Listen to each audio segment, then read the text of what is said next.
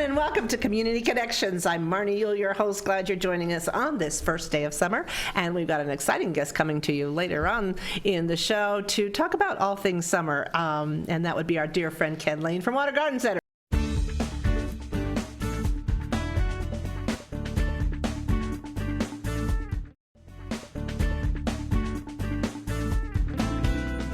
Hello, everybody. Welcome back to Community Connections. We're having a lot of fun here. As you can see, our garden is growing. Today is the first day of summer, and joining me to celebrate is Ken Lain from Waters Garden Center. Hi, Ken. It's so good to have you. You always that. Just make us look so beautiful here. Doesn't it smell good in here? It does. It does, and so it looks so pretty. So summer's coming. The garden season is really taking off. You've seen the weeds grow like crazy right now. You can see the monsoon pattern. It's over at Albuquerque, and it's moving towards the Arizona line. It'll be here in a few days. So it's a whole nother way to invigorate your garden and get it going. There's some key things that you can put in there. But I brought for you a couple things that are butterfly and bee pollinators. They'll bring in the hummingbirds, the butterflies, and the bees. Sometimes you don't have enough bees in your garden to pollinate things. Right. So I brought things that attract those animals.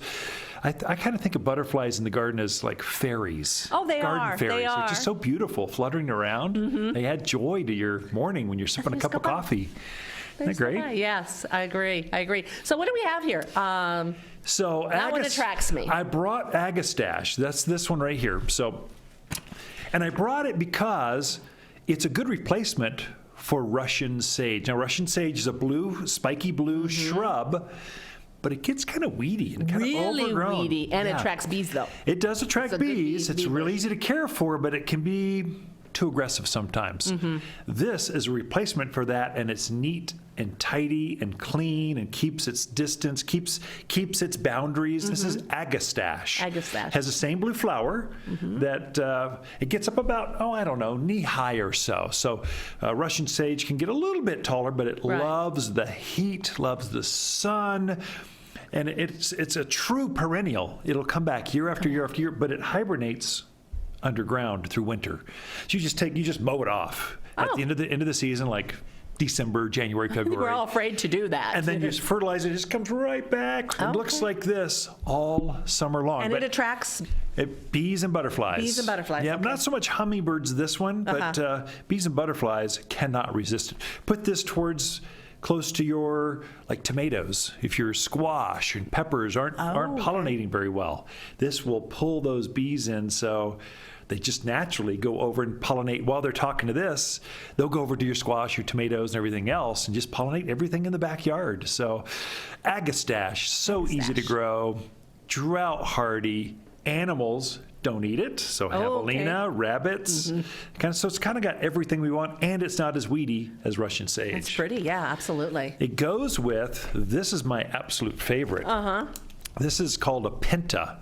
And everyone wants this in the spring, but it's a summer crop. It needs the heat. It doesn't like that warm day, cold night. It likes the heat. Put it in full sun.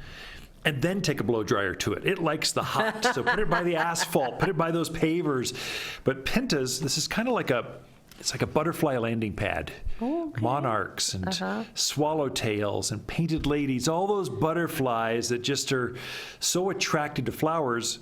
This tastes so good to them. It's got little tiny, it's got the perfect flower shape. So they'll spend hours on this. Is this a perennial? It's an annual. So that the Agastache was a perennial, comes back. Perennial and permanent, kind of both start with P. This is an annual. It's fabulous through about by Thanksgiving. It'll kind of get burned off. Because we do have a longer, into the fall. We do. We can last a little bit longer with the warm weather. Heat and cold, but if you want butterfly activity in your yard, this is it. What's this one? This is Penta, P-E-N-T-A. This, God, these got to go together. Look at that. Isn't that pretty? Beautiful.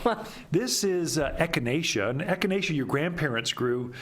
They were all purple, basically, or variations of lavender color. But we're introducing a lot of new colors. No one's ever seen this color, yellow, bright yellow, for an Echinacea, or cone flower is the common name. Never been heard of. But this is a perennial. It comes back year after year after year. I brought this one. The way I use this, I love attracting birds into my yard.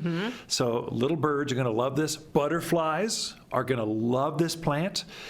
And if you deadhead this, when this is done blooming, you just pinch it off, and it will automatically, can you see all those other new flowers coming up? Yeah. You just Okay. pinch off the old flower, then a new one will form. A new one will form.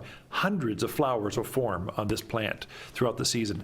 About the end of September, I'll leave all the flowers and let them go to seed.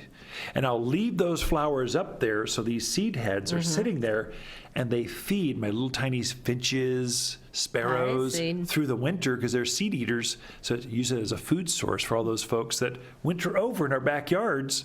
I just naturally give them some food. Echinacea is so easy to grow. And again, animals, I write these down. javelina, rabbits, they don't bother any of these actually. So they're good. I know that's one plants. of the complaints that a lot of people Yeah, have is so they'll get in much. their yard and they lose all of their plants. Yep, so because much. the javelina will eat them. Yeah.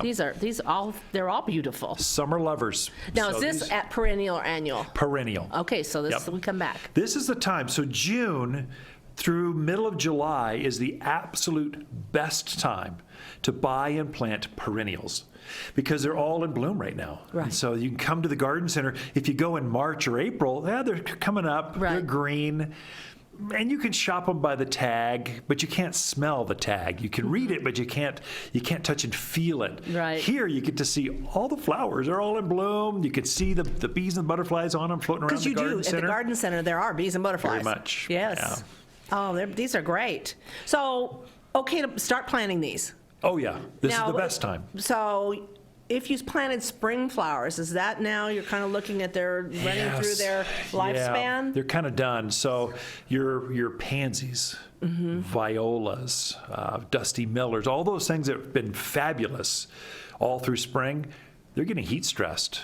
They don't like the heat. So I was pruning back my pansies before this morning really hard, or they'll just die. No matter how much you water them, they can't take the heat. They just flop over. Right. So you pull those out and you put in these things, which they love it to be, make it 100 degrees, make it 102. They'll like these. They like that. Right. The best thing you can do for flowers, your yard right now, they've been heat stressed, we've been watering quite a bit, and the monsoons are coming. So summer's here. You can watch that monsoon flow. It's right over Albuquerque. It's starting to float over to the Arizona-New Mexico border. It'll be here. It's starting, Tucson's starting to see some water. It'll be here in just a few days. Okay. So we'll get some rain. We don't know how much. But you want to have these planted ahead of time. If you can, that would be ideal. Right. But the humidity goes up, and so it takes the pressure off of planting. So it's a great time to put new trees or shrubs in because it's so easy on things. The ground is warm, and so they just root out really fast. You'll still need to water them, but they just transplant so easy. Well, we're like real quick because I know you've got classes. Yeah. Where can people find all the information they need? So here's where you go. We've got garden classes every Saturday right now. Go to watersgardencenter.com, and there's a class button right there. They're all right there. So if you need more information, Waters Garden Center, we're in Prescott, 1815 Iron Springs Road, watersgardencenter.com, and you can check out all of these plants on our new website at Top 10 Plants, the number 10, top10plants.com. Thank you, Ken Lain. And again, thank you for the flowers. Always great to have you. Thank you all for joining us today on Community Connections. Have a wonderful and happy, safe and sane 4th of July. And thank our Ken for joining us today on Always Community a pleasure. Connections. I love it. being on your show. You're amazing.